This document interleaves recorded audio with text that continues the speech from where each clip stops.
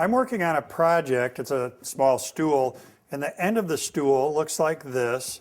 It's got this double taper cut into it, and using a taper guide on the table saw, I know a lot of people have done that, but the double taper is something that's a little bit tricky. There's a pretty easy workaround for this. So this is what it's going to look like when we're done.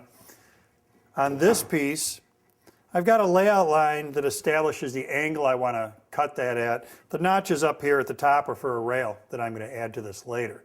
So what I do is I take this piece to my taper guide. The taper guide is up against the fence here on the miter saw, and it's able to open up to different angles. Now when everything is set, the way this will work is that I'll lock everything down. The target piece and the taper guide are all going to feed together. What I have to do is get this angle perfectly set. So a good way to do that is to simply measure from the line to the fence in 2 spots until that measurement is the same. That tells me that the pencil line and the fence are perfectly parallel to each other, which means I'm matching the angle I want. So I'm going to measure down here at the bottom. Then I'm going to measure up here at the top. Not quite the same yet.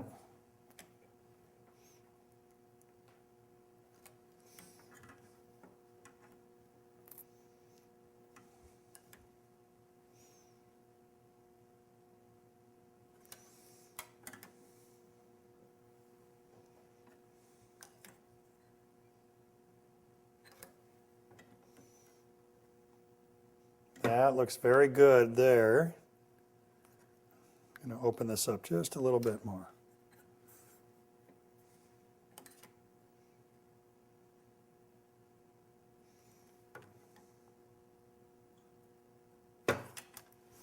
Then we lock the taper guide in place. So now that angle position is going to stay constant. The next thing I need to do is position the fence. So with the saw unplugged, I'm going to slide this over. And as I position the fence, the thing to keep in mind is that you're going to want to go back with a jointer and clean this edge up. So I do want to cut to the outside of my pencil line. Then I can lock the fence in place. Now we're ready to plug the saw in and go ahead and make this cut off of this side.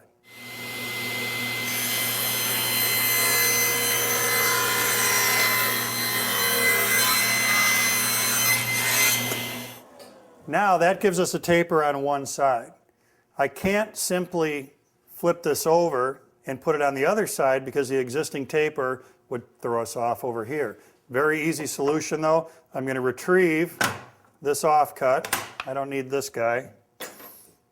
And using double-faced tape, I'm going to simply fix this corner right back onto the board.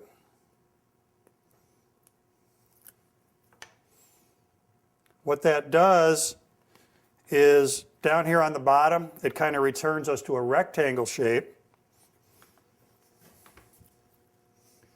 Now I can come back to my taper jig, put that corner against it. The only thing I have to adjust for now is the width of the saw blade. I've made the board the same shape, but it's not the same width because I took a cut out of it. So here on the fence, I have to compensate for the thickness of my saw blade. That's by making the cut just a little bit narrower. Then I can go ahead and cut the other side.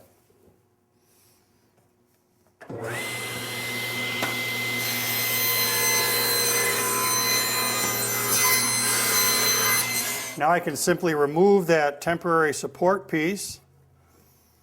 I've got the same taper on both edges. Now, when you take this to the jointer, keep in mind that you want to joint it downhill. So whenever you have a taper like this, you would joint in this direction on this side, this direction on this side. Otherwise, if you go the wrong way, the jointer is going to have a tendency to lift and tear those fibers. You won't get a very good cut. Great technique, produces a nice, attractive double taper.